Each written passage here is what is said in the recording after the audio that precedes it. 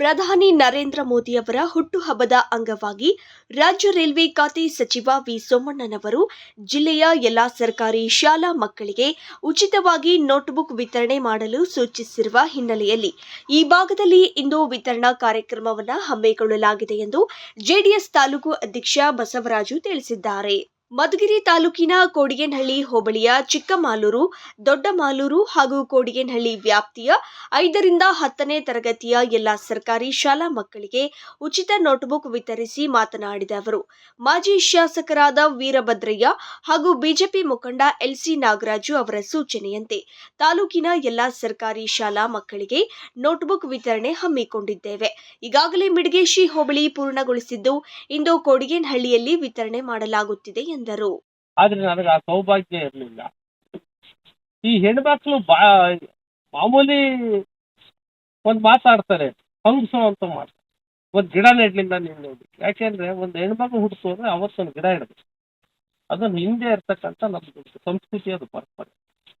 ಆ ಮರ ಕಡಿತಿದ್ದೆ ಯಾವಾಗ ಅಂದ್ರೆ ಆ ಮರ ಪೂರ್ತಿ ಕಡಿತಿರ್ಲಿಲ್ಲ, ಒಂದ್ ಕೊನೆ ಕಡಿಯೋರು. ಮದುವೆಗೆ ಒಂದ್ ಕೊನೆ, ಆಚೆಗೆ ಏನಾದ್ರು ಶಾಸ್ತ್ರ ಗಿಸ್ತ್ರ ಮಾಡ್ಬೇಕು ಅಂದಾಗ ಹೊಂದ್ತಾನೆ ಒಂದ್ ಗಿಡ ಉಳ್ಕೊಳ್ತಿದ್ರು. ಅದ್ರ ಹಿನ್ನೆಲೆ ಉದ್ದೇಶ ಏನು ಅಂದ್ರೆ, ಗಿಡ ನೆಟ್ರೆ ನೆರಳು ಏನ್ ಕೊಡುತ್ತೆ, ಆಮೇಲೆ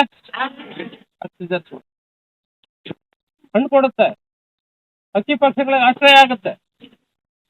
ಅಂಥದ್ದೊಂದು ದೊಡ್ಡ ಸಂಸ್ಕೃತಿ ಮತ್ತು ಪರಂಪರೆನ ಹಚ್ಚಿ, ಜಮೀನು ಇಲ್ಲ, ಮಕ್ಕಳು ಇಲ್ಲ. ಇವತ್ತು ಯಾರಾದ್ರೂ ಏನಾದ್ರೂ ಸಾಧನೆ ಮಾಡ್ತಾರೆ ಅಂದ್ರೆ ಯಾರು ಏನು ಇರೋದಿಲ್ವೋ, ಕೀಳರಿಮೆಯಿಂದ ಇರ್ತಾರೋ, ಅವರು ಏನಾದ್ರೂ ಮಾಡ್ಬೇಕು ಅಂತ ಕಿಚ್ಚ ಬರುತ್ತೋ, ಆ ತರ ಕಿಚ್ಚ ಅಜ್ಜಿಗೆ ಬಂತು.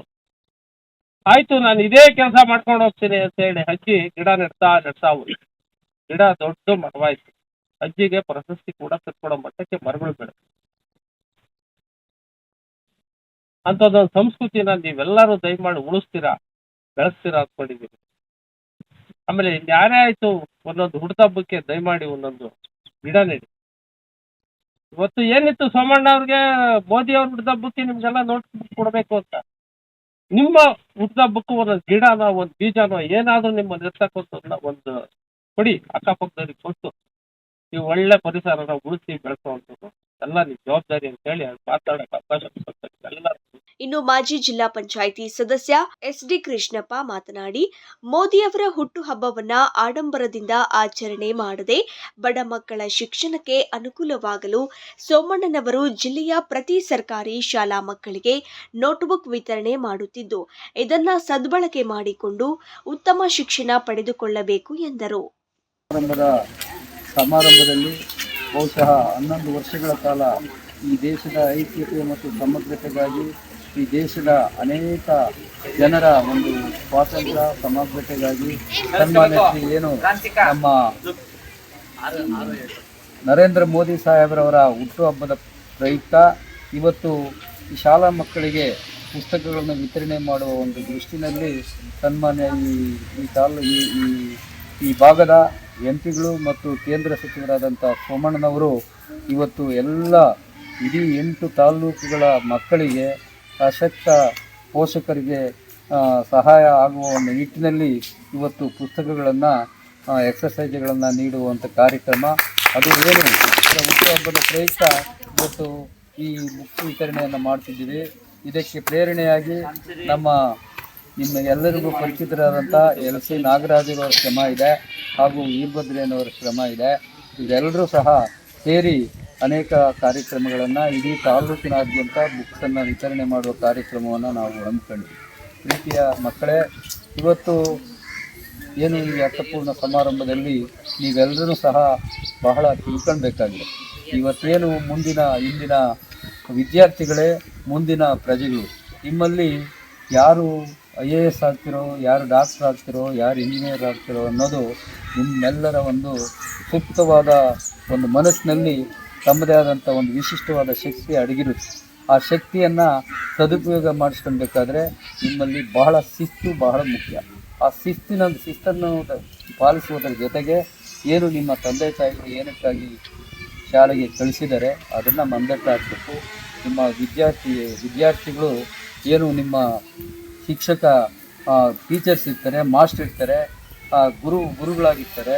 ಅವರಿಗೆ ಹಿರಿಯರಿಗೆ ಗುರುಗಳಿಗೆ ನೀವು ಅಪಾರವಾದ ಒಂದು ಏನು ಒಂದು ನಂಬಿಕೆ ಮತ್ತು ಭಕ್ತಿಯನ್ನು ತೋರಿಸುವುದರ ಮೂಲಕ ಅವತ್ತಿನ ಏನು ದೈನಂದಿನ ಕಾರ್ಯಕ್ರಮಗಳಲ್ಲಿ ಅವತ್ತಿನ ಪಾಠ ಪ್ರವಚನಗಳನ್ನು ಅವತ್ತೇ ಮುಗಿಸಿ ನೀವು ಮಲಗುವ ಸಮಯದಲ್ಲಿ ಒಂದು ಸ್ವಲ್ಪ ಅವಲೋಕನೆ ಮಾಡಿಕೊಂಡ್ರೆ ಅದು ಶಾಶ್ವತವಾಗಿ ನಿಮ್ಮ ಮನಸ್ಸಿನಲ್ಲಿ ಉಳಿಯೋದ್ರ ಜೊತೆಗೆ ಮುಂದಿನ ಒಂದು ಪೀಳಿಗೆಗೆ ಅನುಕೂಲ ಆಗುತ್ತೆ. ನಿಮ್ಮ ಯಾರು ಈಗ ನೀವು PUC ಸಹ ವಿದ್ಯಾವಂತರಾಗಿ ಓದಿದರೆ ಆಮೇಲೆ ಆ ವಿದ್ಯೆ ನಿಮ್ಮನ್ನು ಬೆಳೆಸುತ್ತೆ.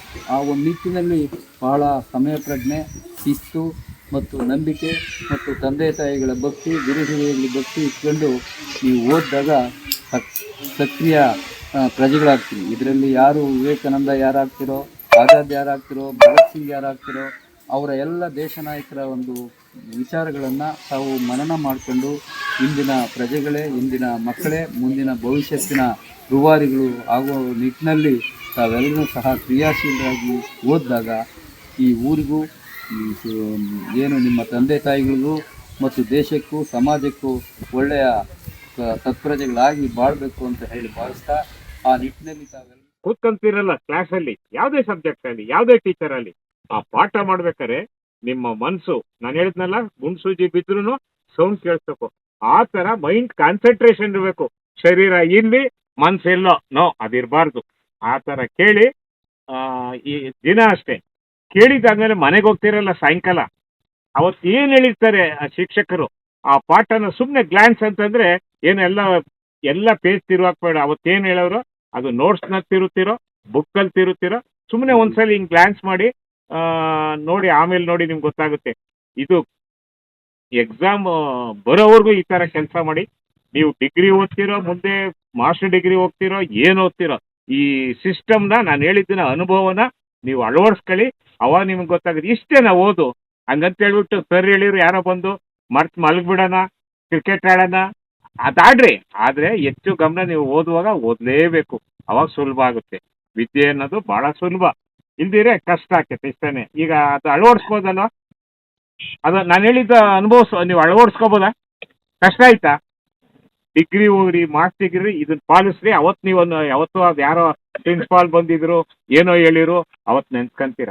ಇಷ್ಟೇ ನಾನು ಹೇಳೋದು. ಇನ್ನೊಂದು ಹೇಳ್ತೀನಿ ಅಷ್ಟೇ, ನಿಮ್ಮ ವಿದ್ಯೆ ಕಲಿಸ್ತಂತ ಯಾರೇ ಶಿಕ್ಷಕರಾಗಲಿ, ಶಿಕ್ಷಕರಿಗೆ, ತಂದೆ ತಾಯಿಗೆ, ಅಣ್ಣ ತಮ್ಮಂದರಿಗೆ, ಎಲ್ಲಕ್ಕಿಂತ ಹೆಚ್ಚಾಗಿ ಹಿರಿಯರು, ಜಾತಿ ಬೇಕಿಲ್ಲ ಇಲ್ಲಿ, ಯಾರೇ ಆಗಲಿ ಹಿರಿಯರು, ದೊಡ್ಡವರು, ಅವ್ರಿಗೆ ನೀವು ಜೀವಮಾನ ಪರ್ಯಂತ ಗೌರವ ಕೊಡಿ. ಎಲ್ಲೇ ಇರಲಿ ಗೌರವ ಕೊಡಿ. ಹಂಗಂತ ಹೇಳ್ಬಿಟ್ಟು ಅಡ್ಬಿಟ್ ಹೋಗ್ರಿ ಅಂತ ನಾನು ಹೇಳಲ್ಲ. ಏನೇ ಆಗಲಿ ಅವ್ರ ದೊಡ್ಡವರಪ್ಪ, ಅಕಸ್ಮಾತ್ ಬುದ್ಧಿ ಕಲಿಸ್ಬೋದು, ಬುದ್ಧಿ ಮಾತು ಹೇಳ್ಬೋದು, ಚೆನ್ನಾಗಿ ಓದ್ರಿ, ಆಟ ಆಡಬೇಡಿ, ವೇಸ್ಟ್ ಮಾಡಬೇಡಿ ಅಂತ ಹೇಳಿದ್ರೆ ಅವಾಗ ನೀನೇನು ಹೇಳೋದು? ನೋ, ಅವರು ನಿಮ್ಮ ಒಳ್ಳೇದು ಕೇಳ್ತಾರೆ, ನಿಮ್ಮ ಭವಿಷ್ಯ ರೂಢಿಸ್ಕೊಂಬ ಕೇಳ್ತಾರೆ. ಇದು ನೀವು ಜೀವಮಾನದಲ್ಲಿ ಪಾಲಿಸ್ತೀರಾ ಅಂತ ನನಗೆ ನಂಬಿಕೆ ಇದೆ. ಇದು ಒಳ್ಳೆ ಶಾಲೆ, ಭಾಳ ಅಚ್ಚುಕಟ್ಟಾಗಿದೆ ಈ ಶಾಲೆ. ಚೆನ್ನಾಗಿ ಓದಿ ಬುದ್ಧಿ ಕಲೀರಿ. ತಂದೆ ತಾಯಿಗಳಿಗೆ ಒಳ್ಳೆ ಹೆಸರು ತರ್ತಾರಿ, ಸಮಾಜಕ್ಕೆ ಒಳ್ಳೆ ಹೆಸರು ತರ್ತಾರಿ. ಮುಂದೆ ನೀವು ದೊಡ್ಡದಾಗಿ ಬೆಳಿತೀರ. ಯಾರು AS ಆಫೀಸರ್ ಆಗ್ತಿರೋ, ಯಾರು ರಾಜಕಾರಣಿಗಳಾಗ್ತಿರೋ, ಒಬ್ಬ ರೈತನೇ ಆಗಲಿ ಗೌರವ ಇರುತ್ತೆ ಒಬ್ಬ ಮನುಷ್ಯನಿಗೆ. ಅದನ್ನೆಲ್ಲ ಪಾಲಿಸ್ತೀರಾ ಅಂತ ತಿಳ್ಕೊಂಡು. ಯಾಕೆಂದರೆ ನಾನು ರೈತರ ಮಗನೇ. ನಾನು ಮೈಸೂರಲ್ಲಿ ಹೋಗಿ ಡಿಗ್ರಿ, ಮಾಸ್ಟರ್ ಡಿಗ್ರಿ ಮಾಡ್ತೀನಿ, ಪ್ರಿನ್ಸಿಪಾಲ್ ಆಗ್ತೀನಿ ಅಂತ ಖಂಡಿತ ಅನ್ಕೊಂಡಿರ್ಲಿಲ್ಲ. ಅದು ಹಂಗೆ ಬಂತು, ಏನೋ ಆಯಿತು, ಅದೃಷ್ಟ ಇತ್ತು. ನೀವೆಲ್ಲ ದೊಡ್ಡವರಾಗಿ ನೀವೆಲ್ಲ ಸಮಾಜಕ್ಕೆ ಗೌರವ ತರ್ತೀರಾ ಅಂತಕ್ಕಂಥ ಮಾತನ್ನು ಹೇಳಿ. ಸರ್, ನಾವು ಇಲ್ಲಿ ಹೋಗ್ತಾ ಇದ್ದಾಗ ಇನ್ನು ತೆಂಗಿನ ಗಿಡ ಹಾಕಿದ್ವಿ, ಇವಾಗ ಫಲ ಕೊಟ್ಟಿದ್ವಿ.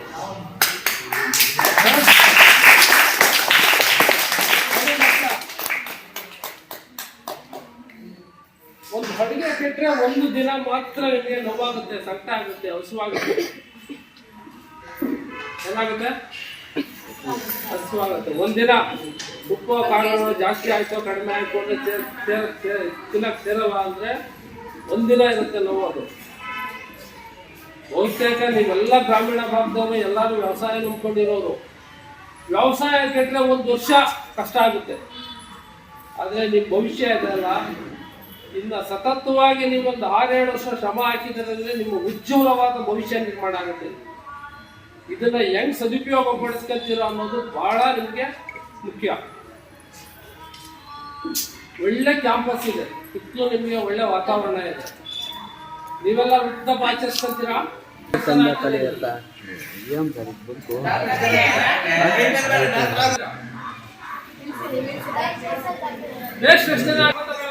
ಮುಗುಳು ಹೇಳೋದು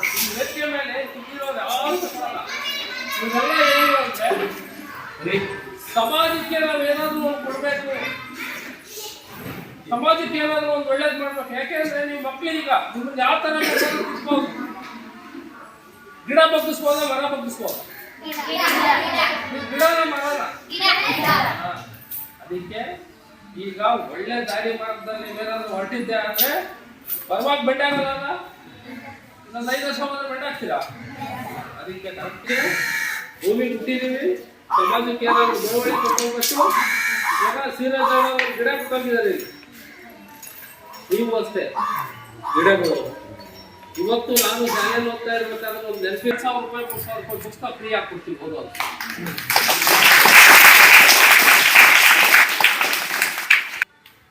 ದೇವಸ್ಥಾನಕ್ಕೆ ಹೋಗಿ ಕೈ ಮುಗಿದಿದ್ರು ಪರವಾಗಿಲ್ಲ, ಅರ್ಥ. ಒಂದು ದೇವಸ್ಥಾನ ನಿರ್ಮಾಣ ಆದ್ರೆ ಪೂಜಾರಪ್ಪ ಮಾತ್ರ ಬದುಕ್ತಾನೆ.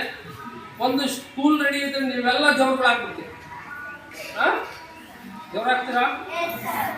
ಇನ್ನು ಈ ಸಂದರ್ಭದಲ್ಲಿ ಮಾಜಿ ತಾಲೂಕು ಪಂಚಾಯಿತಿ ಸದಸ್ಯ ಕೆಸಿ ನರಸರೆಡ್ಡಿ, ದೊಡ್ಡಮಾಲೂರು ಮುಖ್ಯ ಶಿಕ್ಷಕಿ ಅನುಸೂಯಾದೇವಿ, ಚಿಕ್ಕಮಾಲೂರು ಮುಖ್ಯ ಶಿಕ್ಷಕಿ ಮಮತಾ, ಮುಖಂಡರಾದ ರೆಡ್ಡಿಹಳ್ಳಿ ವೆಂಕಟೇಶ್, ಬಾಬು, ವಿಜಿರೆಡ್ಡಿ, ಎಸ್ಆರ್ ನಾಗರಾಜು, ಸಿದ್ದರೆಡ್ಡಿ, ನರಸಿಂಹಮೂರ್ತಿ, ಮುರಳಿ, ಡಿಸಿ ಲಕ್ಷ್ಮಿ ಇತರರು ಹಾಜರಿದ್ದರು.